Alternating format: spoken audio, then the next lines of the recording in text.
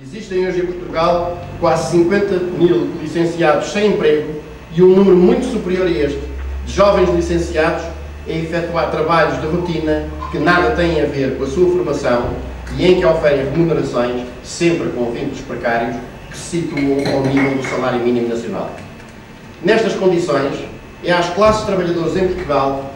que cabe a tarefa de trilhar caminhos que possam conduzir à solução da crise atual.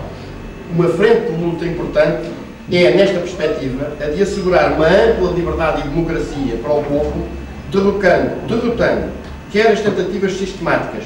perpetradas pelos últimos governos, no sentido de criar um Estado policial que persegue e tenta silenciar os opositores e as vozes incómodas,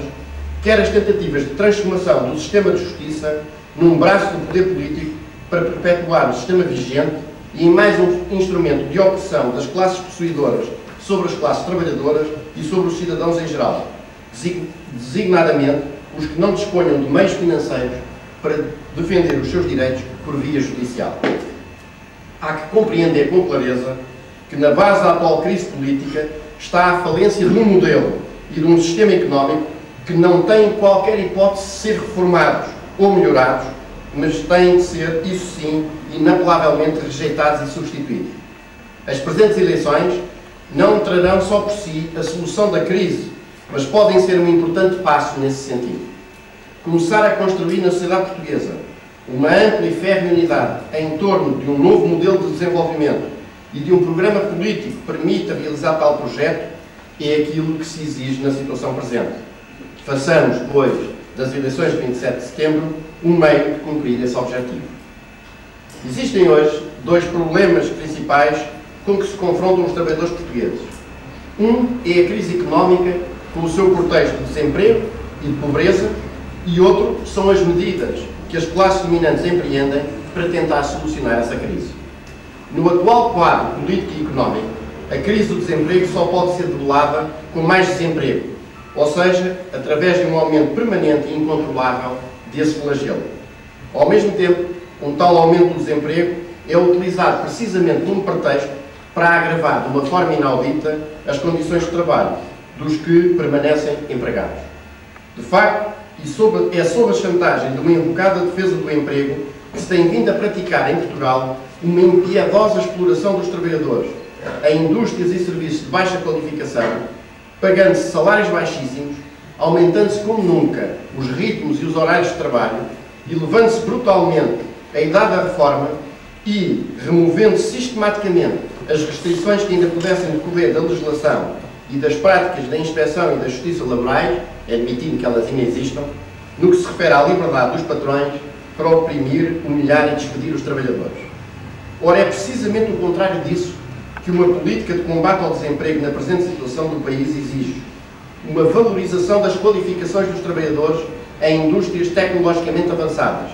uma acentuada elevação dos salários dos trabalhadores, uma diminuição do horário de trabalho, um abaixamento da idade da reforma, a revogação do atual Código de Trabalho, o reforço do poder dos trabalhadores nas empresas e na sociedade, eis o que importa promover nas presentes condições do país.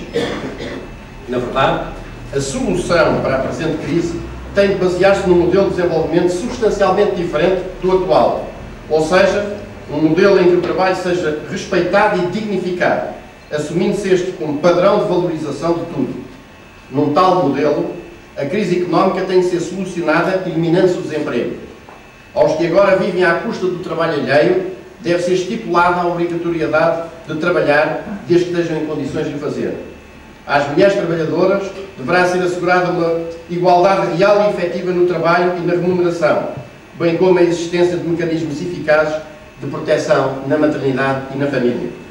O pleno emprego de todos em atividades socialmente úteis e com recurso às mais modernas tecnologias deverá garantir a produção suficiente da riqueza social, a instituição do trabalho, não como um fardo, mas sim como uma necessidade social humanizada e o bem-estar coletivo. Deste modo, sob o lema geral de criar economia, de eliminar o desemprego e dignificar e valorizar o trabalho, a candidatura do PCTP-MPP, que tenho a honra de presidir no ciclo eleitoral de Lisboa, propõe a adoção no país do seguinte programa imediato de combate à crise. instituição da semana de trabalho das 30 horas sem perda de remuneração, aumento geral dos salários com forte diminuição dos leques salariais, revogação do atual Código de Trabalho e sua substituição por uma legislação laboral que promova o emprego com qualidade para todos,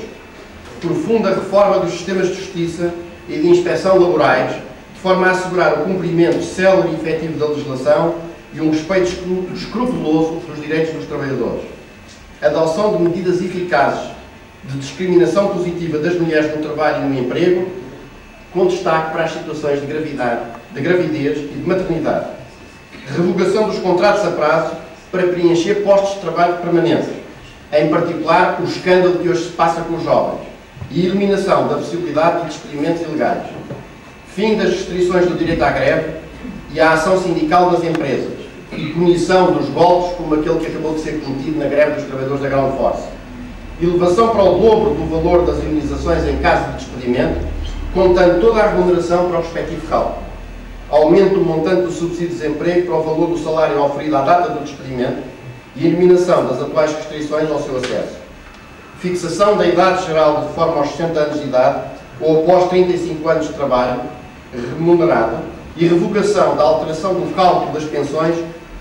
que, pelas mãos de Sócrates, conduziu ao seu abaixamento generalizado.